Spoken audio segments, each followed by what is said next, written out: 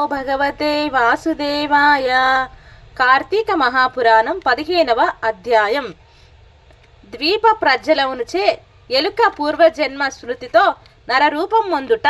అంతటా జనక మహారాజుతో వశిష్ఠ మహాముని, జనక, కార్తీక మహత్యం గురించి యొక్క వివరించినను పూర్తి కానేరదు కాని మరి యొక్క ఇతిహాసం కలదు చెప్పెదను, సావధానుడివై ఆలకింపుమని ఇట్లు చెప్పెను. ఈ మాసనమున హరినామ సంకీర్తనలు వినుట చేయుట, శివకేశవుల వద్ద దీపారాధనలు చేయుట, పురాణములు చదువుట లేక వినుట, సాయంత్రం దేవతా దర్శనము చేయలేని వారు కాలసూత్రమనబడే నరకమునబడి కొట్టుమిట్టాడుదురు. కార్తీక శుద్ధ ద్వాదశి దినమున మనసారా శ్రీహరిని పూజించిన వారికి అక్షయ పుణ్యం కలుగును. శ్రీమన్నారాయణి గంధ పుష్ప అక్షతలతో పూజించి ధూప దీప నైవేద్యములు ఇచ్చిన ఎడల విశేష ఫలము పొందగలుగుదురు. ఈ విధముగా నెల రోజులు విధువక చేసిన ఎడల అట్టివారు దేవదుందువులు మ్రోగుచుండగా విమానమెక్కి వైకుంఠమునకు పోవుదురు. ఈ నెల రోజులు చేయలేని వారు కార్తీక శుద్ధ త్రయోదశి నాడు, చతుర్దశి నాడు, పౌర్ణమి రోజులనందైనా నిష్ఠతో పూజలు చేసి ఆవు నేతితో దీపమునుంచవలెను.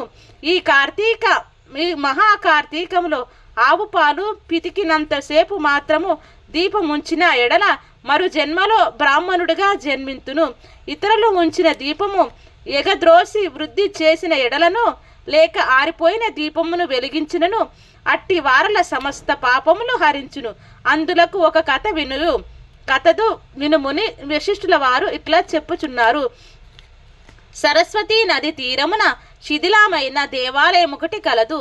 కర్మానిష్ఠుడనే యథార్థ హృదయుడగు ఒక యోగి పుంగవుడు ఆ దేవాలయం వద్దకు వచ్చి కార్తీక మాసమంతయు అచటనే గడిపి పురాణ పఠనము చేయి తలంపురాగా ఆ పాడుబడిన ఉన్న దేవాలయమును శుభ్రంగా ఊడ్చి నీళ్లతో కడిగి బొట్లు పెట్టి ప్రక్క గ్రామమునకు వెళ్ళి ప్రమిదలు తెచ్చి దూదితో ఒత్తులు చేసి 12 దీపములుంచి స్వామిని పూజించుచు నిష్ఠతో పురాణం చదువుచుండెను. ఈ విధముగా కార్తీక మాసం ప్రారంభం నుండి చేయుచుండును. ఒక రోజున ఒక మూషికము ఆ దేవాలయంలో ప్రవేశించి నలుమూలలో వెతికి తినడానికి ఏమీ దొరకనందున అక్కడ ఆరిపోయి ఉన్న ఒత్తిని తినవలసినదని అనుకొని నోట కరుచుకొని ప్రక్కనున్న దీపం వద్ద ఆగెను. నోట కరుచుకున్న ఒత్తి చివరకు అగ్ని అంటుకొని ఆరిపోయిన ఒత్తి కూడా వెలిగి వెలుతురు వచ్చెను.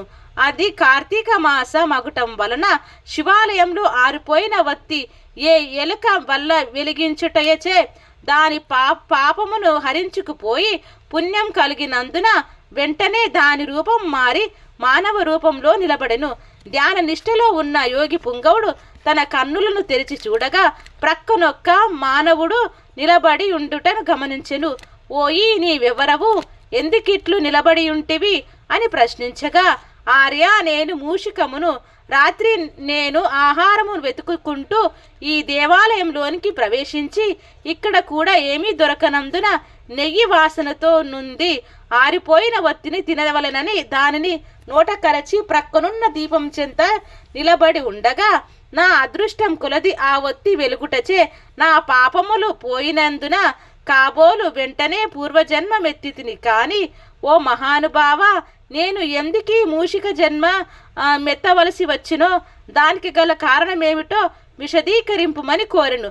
అంత యోగేశ్వరుడు ఆశ్చర్యపడి తన దివ్య దృష్టిచో సర్వము తెలుసుకొని, ఓ, ఈ కిందటి జన్మలో నీవు బ్రాహ్మణుడవు, నిన్ను బాగ్లీకుడని పిలిచెడివారు, నీవు జైనమత వంశానికి చెందిన వాడవు, నీ కుటుంబాన్ని పోషించుటకు వ్యవసాయం చేస్తూ ధనాశాపరుడై దేవ పూజలు నిత్య కర్మలు మరచి నీచుల సహవాసం వలన నిషిద్ధాన్నమును తినుచు మంచి వారలను యోగ్యులను నిందించుచు పరుల చెంత స్వార్థ చెంత గలవాడై ఆడపిల్లలను అమ్ము వృత్తి చేస్తూ దానివల్ల సంపాదించిన ధనాన్ని కూడబెట్టుచు సమస్త తినుబండాలను కడు చౌకగా కొని తిరిగి వాటిని ఎక్కువ ధరకు అమ్మి అటుల సంపాదించిన ధనము నీవు అనుభవించక ఇతరులకు ఇవ్వక ఆ ధనము భూస్థాపితం చేసి పిసినారవే జీవించినావు.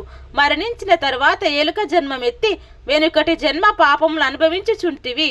నేడు భగవంతుని దగ్గర ఆరిపోయిన దీపాన్ని వెలిగించినందున పుణ్యాత్ముడవైతివి. దాని వలననే నీకు తిరిగి పూర్వజన్మ ప్రాప్తించినది. కాన నీవు నీ గ్రామమునకు పోయి నీ పేరటి యందు పాతిపెట్టిన ధనమును త్రవ్వి ఆ ధనముతో దాన ధర్మములు చేసి భగవంతుని ప్రార్థించుకొని మోక్షము పొందుమని అతనికి నీతులు చెప్పి పంపెను. ఇట్లు కార్తీక స్కంద పురాణంతర్గత వశిష్ఠ ప్రోక్త కార్తీక మహత్య మండలి 15వ పారాయణం సంపూర్ణం. ఓం శాంతి శాంతి శాంతి.